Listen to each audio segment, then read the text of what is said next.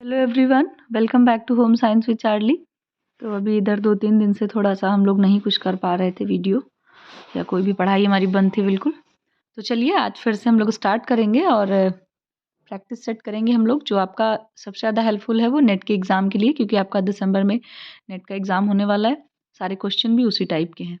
तबीयत थोड़ी सी ठीक नहीं है, इस वजह से अभी प्रॉपर हो सकता है डेली वीडियोज़ ना मिल पाएँ, बट जो मिलेंगी अच्छी मिलेंगी और शॉर्ट्स मिलते रहेंगे। शॉर्ट्स आप लोग ज़रूर देखा कीजिए, क्योंकि मैं कोशिश करती हूँ कि आपके उस 1 मिनट में एटलीस्ट एक चीज़ तो क्लियर ही हो जाए, है ना? तो अगर आप डेली एक-एक शॉर्ट्स देखते हैं तो आपको पूरे 30 दिन में या फिर पूरे हफ्ते में आपको 5 से 6 चीज़ें क्लियर हो जाएँगी। तो चलिए आते हैं अपने क्वेश्चन की तरफ, फटाफट बढ़ते हैं। तो हमारा इसमें पहला क्वेश्चन है कि राष्ट्रीय पोषण संस्थान, जिसको हम लोग निन बोलते हैं, ठीक है? National nutrition of institution.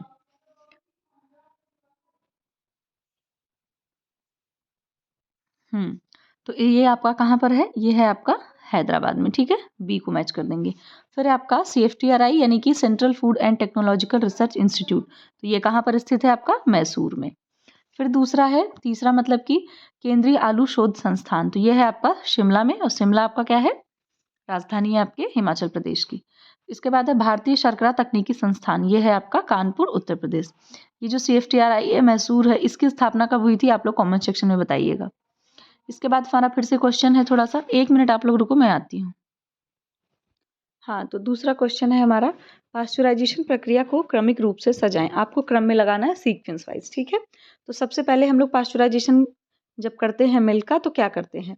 दूध को हम लोग सबसे पहले 160 डिग्री फ़ारेनहाइट पर, ठीक है, गर्म करते हैं। वैसे तो पास्चुराइजेशन करने की आपकी 3 विधियाँ होती हैं। फूड साइंस वाले लेक्चर में मैंने पूरा डिटेल से पढ़ा रखा है, अगर आप चाहो तो देख सकते हो वहाँ जाके। तो सबसे पहले क्या करते हैं? दूध को हम लोग गर्म करते हैं, ठीक है? इसके बाद गर्म करने के बाद उसको 55 डिग्री फ़ारेनहाइट पर उसको हम लोग ठंडा कर देते हैं।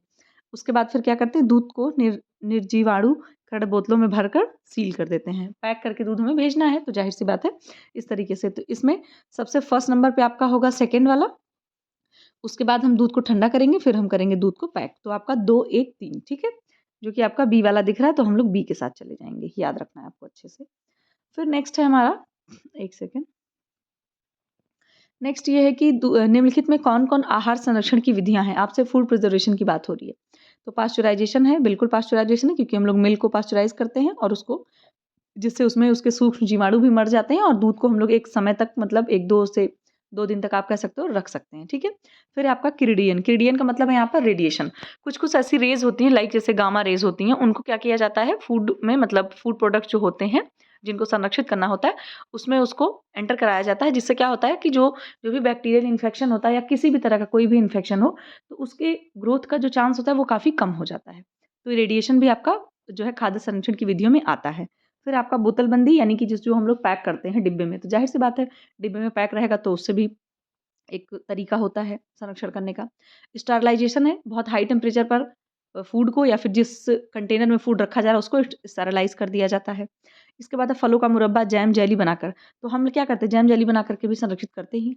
इसमें आपकी जितनी भी विधियाँ होंगी, यानी कि 1, 2, 3, 4 सभी पाँचों आपकी जो है खाद्य संरक्षण की विधियाँ होंगी, ठीक है? फिर हमारा नेक्स्ट है, इसको भी मैचिंग करना है हमें। मैचिंग में हम लोग इसके साथ जाएँगे।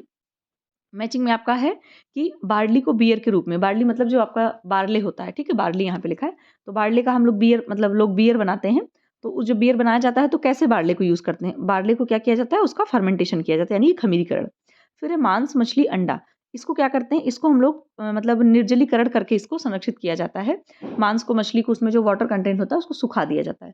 और अंडे को भी क्या किया जाता है? बहुत हाई टेम्परेचर पर जब वो कच्चा अंडा होता है, उसको सुखा दिया जाता है और उसका पाउडर बना लिया जाता है, ठीक है? ये हो गया। फिर है आपका अचार, सॉस, अचार, शरबत।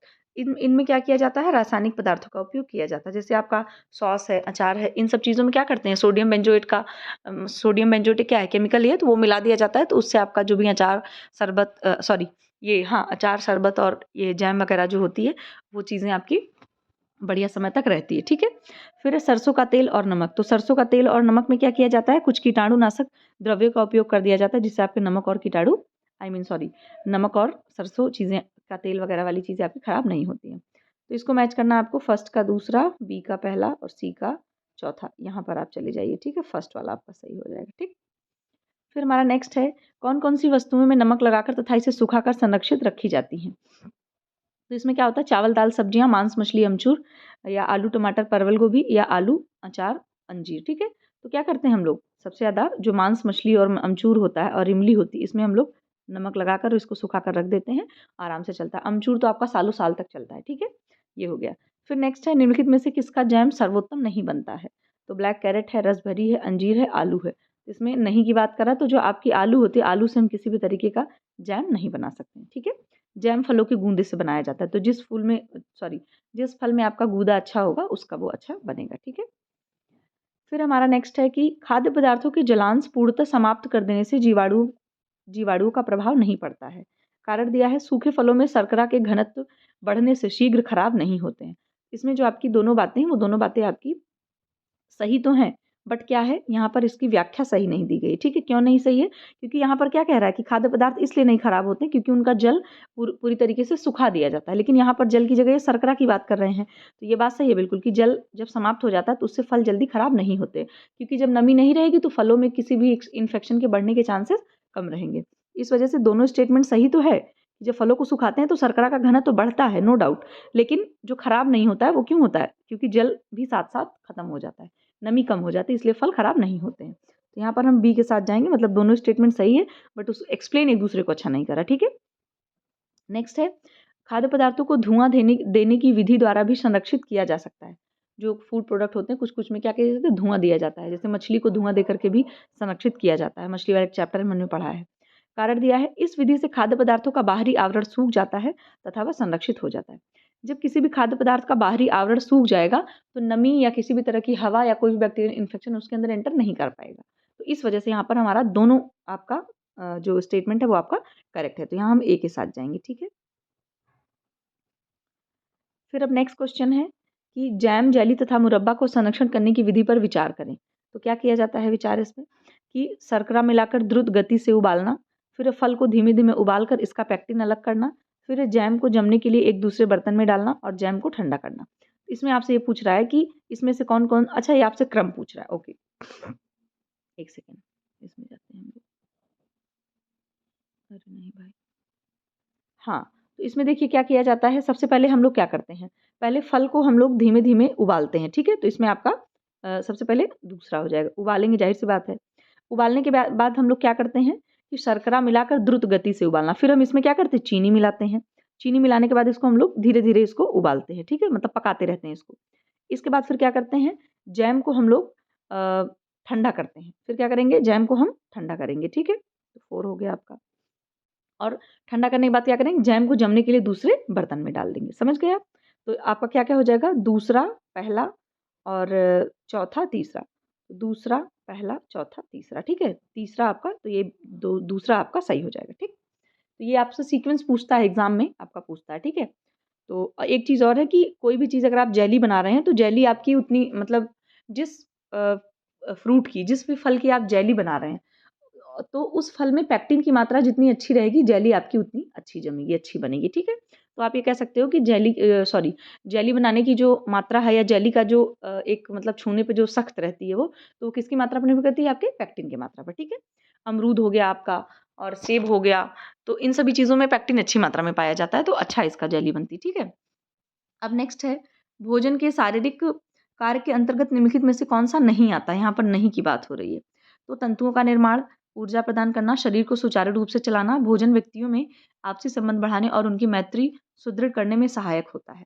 तो इसमें क्या होगा, डी आपका नहीं होगा, क्योंकि ऐसा अच्छा नहीं आता। यहाँ पर अंतर्गत शारीरिक कार्य पूछ रहा है आपसे, तो ये आपका जो है, भोजन आपसी संबंध बढ़ाने और उनके मैत्री सुदृढ़ करने में सहायक होता है। ये भोजन का सामाजिक कार्य, ना कि शारीरिक कार्य। ठीक है, शारीरिक कार्य में आपका क्या होगा, टिश्यू का निर्माण करना, ऊर्जा प्रदान करना और शरीर को सुचारू रूप से चलाना।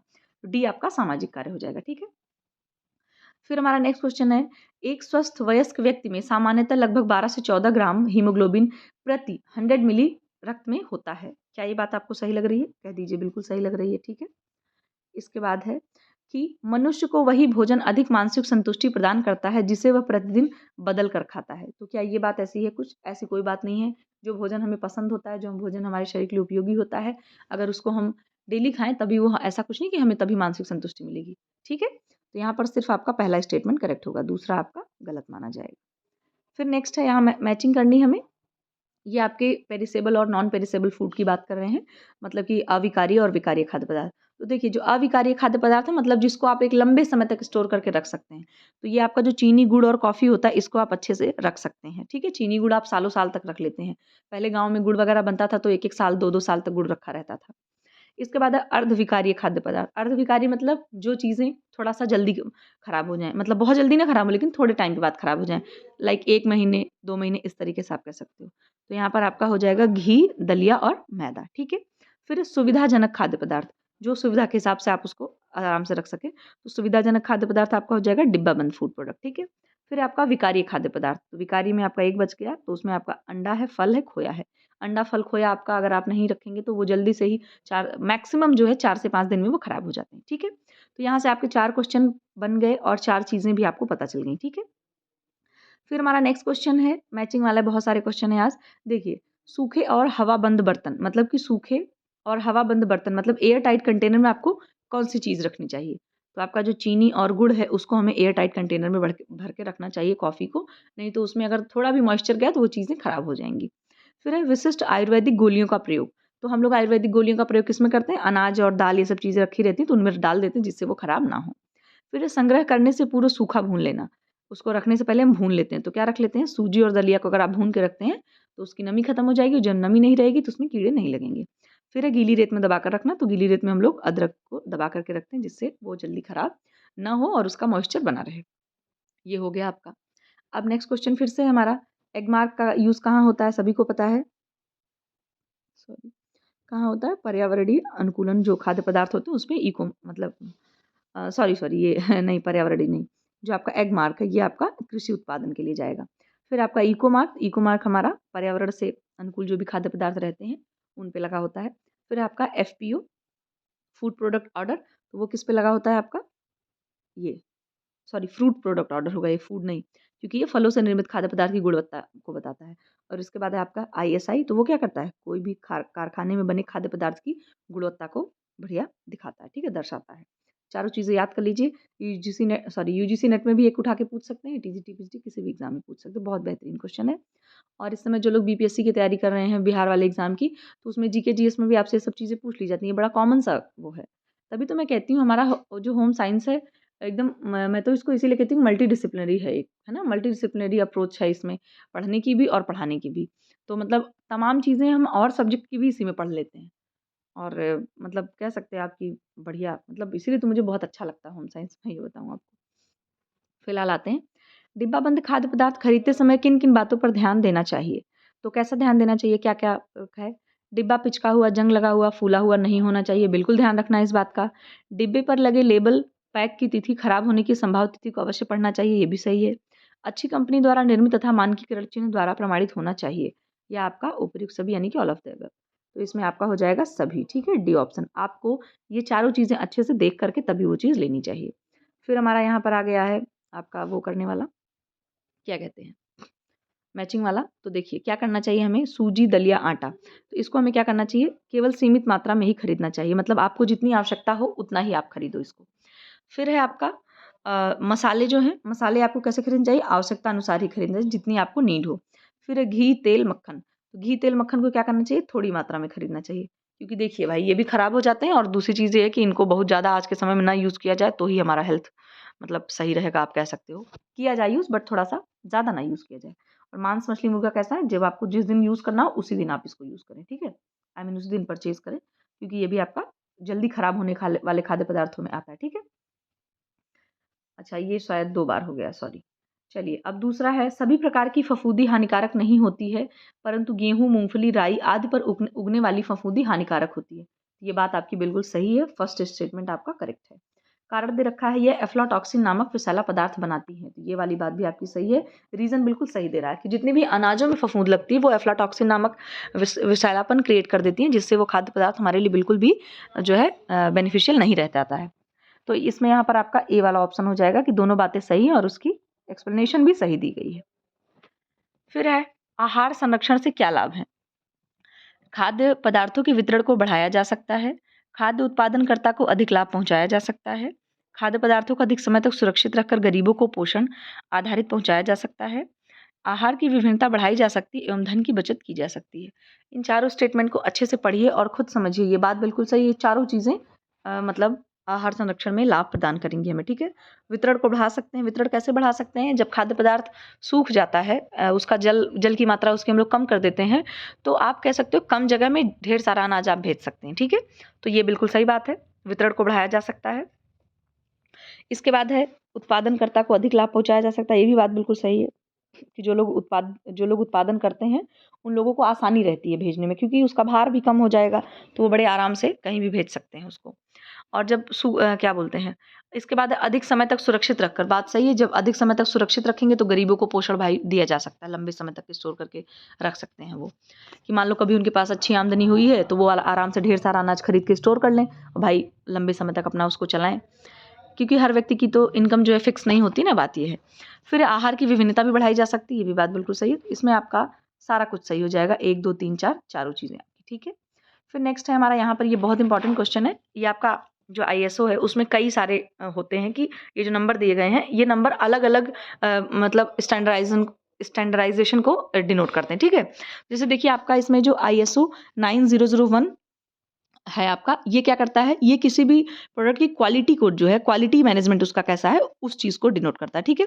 फिर आपका जो ये है 14001, ये आपका जो होता है वो पर्यावरण प्रबंधीय प्रमाणित पद्धति को प्रमाणित करता है कि पर्यावरण के लिए बिल्कुल पूरी तरीके से अनुकूल है ये, ठीक है। और यहाँ पर इको मार्क में नहीं जाना, यहाँ पर आईएसओ में ही आपका जो है वो पर्यावरण ये पे जाएगा। ये वाला नंबर आपको याद रखना है, 14001। एक सेकेंड, ये वाला इधर, ये वाला इधर। इसके बाद जो आपका ये 22000 है, ये आपका खाद्य सुरक्षा प्रबंधन पद्धति में जाएगा, ठीक है। खाद्य सुरक्षा प्रबंधन पद्धति को ये दिखाता है। फिर आपका 15700 जो है वो है आपका सेवा गुणवत्ता प्रबंधन पद्धति। इस चीज़ों को याद रख लेना आप लोग, एक नंबर में भी पूछ लेते हैं और यूजीसी नेट का ये आया हुआ क्वेश्चन है, ठीक है। तो अच्छे से इसको देख लीजिएगा। फिर है खाद्य मिलावट प्रतिबंध अधिनियम के द्वारा सरकार की कौन सी कार्यवाही करती है?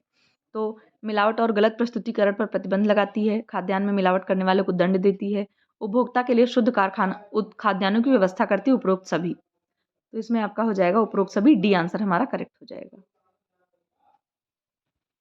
चलिए फिर हमारा नेक्स्ट क्वेश्चन है कि किन कारणों से भोजन पकाते समय थायमिन नष्ट हो जाती है? ये आपका प्रीवियस ईयर का क्वेश्चन है। अब आगे जितने भी क्वेश्चन आएंगे आपको मैक्सिमम प्रीवियस ईयर वाले ही मिलेंगे। तो सब्जियों के काटने से, सोडियम बाइकार्बोनेट डालने से, सूर्य के प्रकाश लगने से, पकाते समय इमली डालने से। तो बहुत फेमस क्वेश्चन है, यूजीसी में भी पूछा, मतलब यूजीसी ने तो पूछा ही है। आप तो आपका टीजीटी पीजीटी भी अच्छा स्टैंडर्ड एग्जाम होने लगा तो उसमें भी पूछ सकते हैं। तो हम बी के साथ जाएंगे, सोडियम बाइकार्बोनेट डालने से थायमिन जो आपका विटामिन B1 होता है वो आपका नष्ट हो जाता है। फिर है आपका पपीता निम्न का अच्छा स्रोत है, ये दोनों भी प्रीवियस ईयर है। प्रोटीन का, एस्कॉर्बिक एसिड का, बीटा कैरोटीन का, रेटिनॉल का। तो किसका है वो? बीटा कैरोटीन का है। अब कुछ लोग कहेंगे रेटिनॉल का क्यों नहीं होगा, क्योंकि रेटिनॉल आपका क्या होता है, जो प्राणी जनित खाद्य पदार्थ होते हैं उनमें ज़्यादा पाया जाता है, ठीक है। और बीटा कैरोटीन भी आपका विटामिन ए ही है, ये रेटिनॉल का प्रीकर्सर होता है, ठीक है। आपके लीवर में जब आप बीटा कैरोटीन के फॉर्म में विटामिन ए खाते हैं तो आपका बीटा कैरोटीन लीवर में जाकर के रेटिनॉल में कन्वर्ट हो जाता है, ठीक है। और इसीलिए इसको जो है प्रीकर्सर भी बोलते हैं, क्योंकि ये पहले रहता तो बीटा कैरोटीन है बट लीवर में जाकर के क्या होता है, विटामिन ए में कन्वर्ट हो जाता है। इसके बाद टमाटर में निम्न रंग द्रव्य पाया जाता है, लाइकोपेन, बीटा कैरोटीन, बिटालिन, एंथोसाइनिन। तो इसमें आपका है लाइकोपेन। क्या होता है लाइकोपेन? मतलब टमाटर में ये कलर, उस मतलब जो टमाटर में कलर होता है रेड, वो लाइकोपेन पिगमेंट की वजह से होता है। बीटा कैरोटीन अभी हम लोगों ने पढ़ लिया, जितनी भी आपकी क्या बोलते हैं, पीली और नारंगी टाइप की सब्जियां होती हैं, लाइक गाजर हो गया, पीली शिमला मिर्च हो गई, इन सब चीज़ों में आपका बीटा कैरोटीन पाया जाता है। बिटालिन आपका किस में पाया जाता है? जो आपका वो होता है बीटरूट, चुकंदर चुकंदर जिसको कहते हैं, ठीक है। और एंथोसाइनिन आपका जितने भी डार्क रेड कलर के या फिर आपके डार्क पर्पल कलर के जितने भी होते हैं, मतलब आप कह सकते हो लाल रंग से लेकर के जामुनी कलर तक की जो भी सब्जियां या फल होते हैं उनमें आपका एंथोसाइनिन पाया जाता है, ठीक है। लाल एप्पल हो गया आपका, कुछ ये रेड बेरीज हैं, ब्लू बेरीज हैं, जामुन है, इन सब चीज़ों में, ठीक है। फिर चलिए अब नेक्स्ट क्वेश्चन, ये भी प्रीवियस ईयर का है। विटामिन ए के शोषण के लिए, मतलब उसके एब्जॉर्प्शन के लिए भोजन में कुछ मात्रा वसा की होना ज़रूरी है। बहुत अच्छा क्वेश्चन है कि क्यों ज़रूरी है, क्योंकि आपका विटामिन ए जो है, पहले पहले ये क्या कह रहे हैं, विटामिन ए के शोषण के लिए भोजन में वसा की मात्रा जरूरी, कुछ वसा की मात्रा। कारण दिया है, विटामिन ए वसा में घुलनशील विटामिन है, पानी में घुलनशील नहीं है, इसलिए भोजन में वसा का होना आवश्यक है ताकि यह भोजन में घुल सके। दोनों स्टेटमेंट बिल्कुल करेक्ट है और इसका एक्सप्लेनेशन भी बहुत अच्छा है, मतलब जो ये वाला कथन है वो इस कथन को कारण भी जो दे रहा है वो सही दे रहा है, बिल्कुल सही बात है, क्योंकि विटामिन ए आपका है और जो डी है, ई है, के है, ये सभी आपके फैट सॉल्युबल विटामिन हैं। तो फैट सॉल्युबल विटामिन के लिए हमें हमारी बॉडी में उसको सॉल्युबल होने के लिए, उसको एब्जॉर्ब होने के लिए फैट की मात्रा तो चाहिए ना, तो इस वजह से दोनों स्टेटमेंट आपका सही है और दोनों की व्याख्या भी बिल्कुल सही है। तो हमारा ए ऑप्शन यहाँ पे करेक्ट हो जाएगा। फिर नेक्स्ट क्वेश्चन दिया है, निम्नलिखित में से कौन सा एक अच्छा कोलेस्ट्रॉल माना जाता है? काइलोमाइक्रॉन्स है, एलडीएल है, वीएलडीएल है या एचडीएल है? यही सेम क्वेश्चन आपका टीजीटी 2021 में आया था, टीजीटी 2021, ठीक है। तो इसमें जो आपका सही आंसर माना जाएगा गुड कोलेस्ट्रॉल कौन सा आपका? एचडीएल, जिसको हम लोग बोलते हैं हाई डेंसिटी लिपोप्रोटीन, ठीक है। तो और जो आपका एलडीएल है इसको आपका बुरा कोलेस्ट्रॉल माना जाता है, समझ गए आप? तो ये हो गया हमारा बहुत अच्छा क्वेश्चन। और ये जो है किताब का क्वेश्चन, ये कहीं प्रीवियस ईयर आया नहीं है, मतलब टीजीटी में आया था लेकिन ये प्रैक्टिस क्वेश्चन है, लेकिन देखिए ये एक एग्जाम में आ गया आपका, ठीक है। फिर है अति सूक्ष्म जीवों को नष्ट किया सॉरी अति सूक्ष्म जीवों को निष्क्रिय किया जा सकता है, उबालकर, बर्फ जमाकर, निर्जलीकरण द्वारा या इन सभी के द्वारा। सभी को पता है इन सभी चीज़ों को करके हम लोग सूक्ष्म जीवों को नष्ट कर सकते हैं। फिर नेक्स्ट है किसका उपयोग करके दूध से पनीर बनाया जा सकता है? छेने द्वारा छोड़ा गया पानी, मतलब वे वाटर जिसको हम लोग बोलते हैं, फिर रेनिन है, नींबू का रस है या ये सभी। तो इन तीनों चीज़ों का यूज़ करके हम लोग दूध से पनीर बना सकते हैं, ठीक है। छेने द्वारा मतलब जो दूध फाड़ देते हैं तो उसका प्रोटीन अलग हो जाता है और जो उसका पानी बच जाता है वाइट वाइट, उसी को बोलते हैं वे वाटर, ठीक है।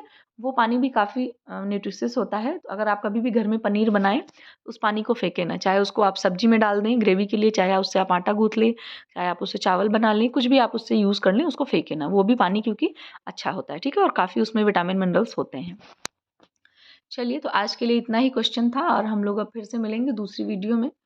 अभी थोड़ी तबीयत ठीक नहीं है तो भी हो सकता है डेली डेली ना मिल पाए, बट मैं कोशिश करूँगी मिले। चलो, आप लोगों ने देखा, इसको बताना कैसी लगी। चलो, थैंक्स फॉर वॉचिंग।